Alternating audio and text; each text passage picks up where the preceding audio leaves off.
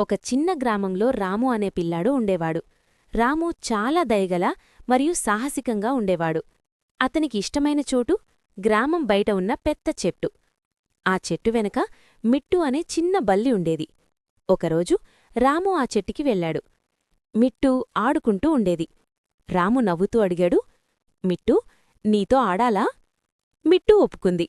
వారు కలిసి చెట్టు చుట్టూ పరుగులు తీశారు, దూకులు చేశారు, బళ్ళాడి ఆనందంగా ఆడుకున్నారు. అచానగ్గా మిట్టు చెట్టుపైకి ఎగిరిపోయింది. అక్కడొక చిన్న పక్షిగూటి ఉండేది.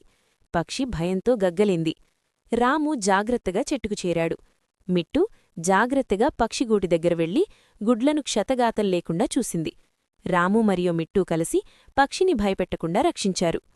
ఆ రోజు రాము నేర్చుకున్నాడు, చిన్న ప్రాణాలను రక్షించడం నిజమైన సాహసం. మిట్టు రాముతో మరింత స్నేహపూర్వకంగా గడిపింది. ప్రతిరోజూ వారు చెట్టుకు వెళ్లి సహాయం మరియు ప్రేమలో ఆనందాన్ని పంచుకున్నారు. మనం చేసే చిన్న సాయం కూడా జీవితంలో గొప్ప సంతోషాన్నిస్తుంది. ఇది రాము మరియు మిట్టు కథ. మనం కూడా చిన్న ప్రాణాలకు ప్రేమ, దయ చూపిద్దాం.